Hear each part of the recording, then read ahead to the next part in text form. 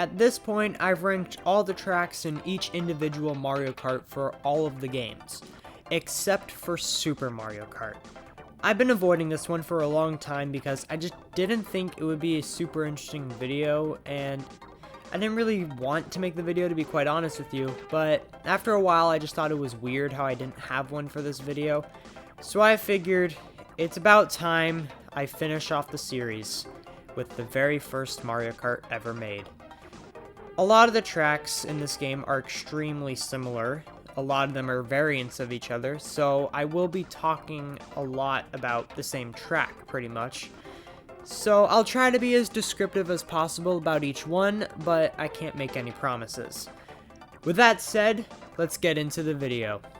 Nobody likes Vanilla Lake.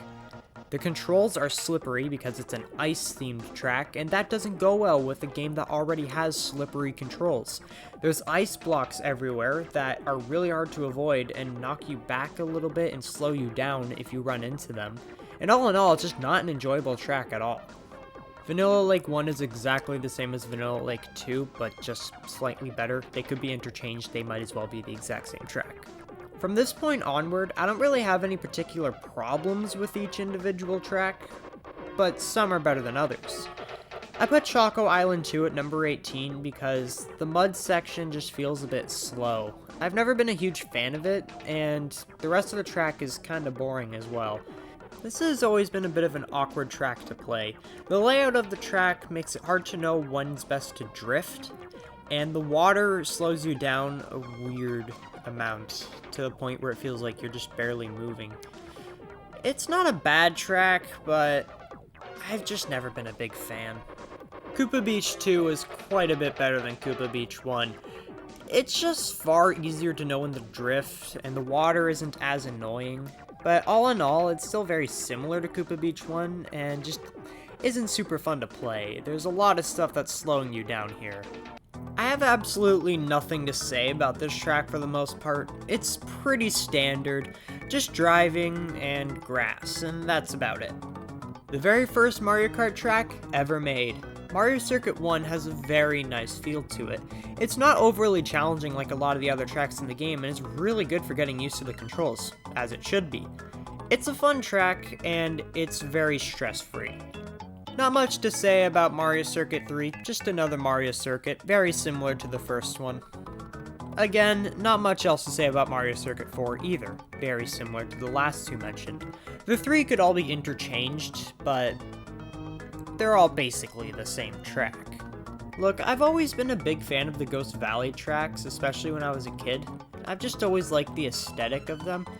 But honestly, now that I've played through this game and really kind of thought about which tracks are better than others, I gotta say, Ghost Valley 2 isn't a lot of fun.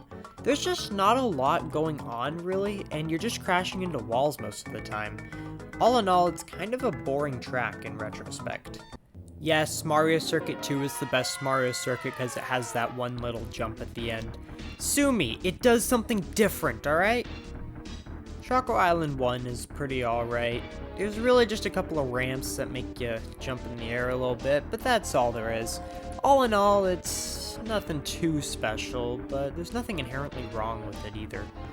Ghost Valley 1 is far better than Ghost Valley 2. For starters, you're not crashing into walls nearly as much.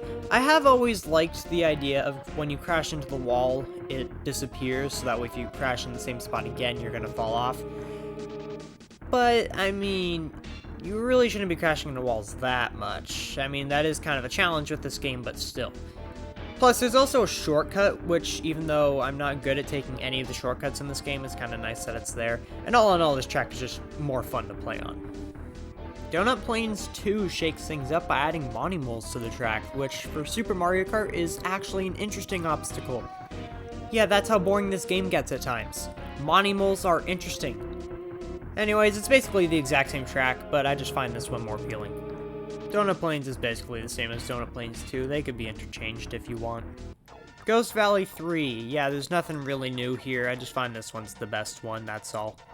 Yes, I know that Rainbow Road in this game is extremely annoying and that people really don't like it, but a lot of people do like it for some reason, but I just like how it shakes things up, okay? It's the only track that doesn't have 20,000 variants of it, and it's kind of fun, I guess. There's a good challenge to it, and on the higher CCs I get how it's annoying, but it's fine on like 50cc. Whatever, okay? It's Rainbow Road, okay? I like it. That's all. Anyways, moving on.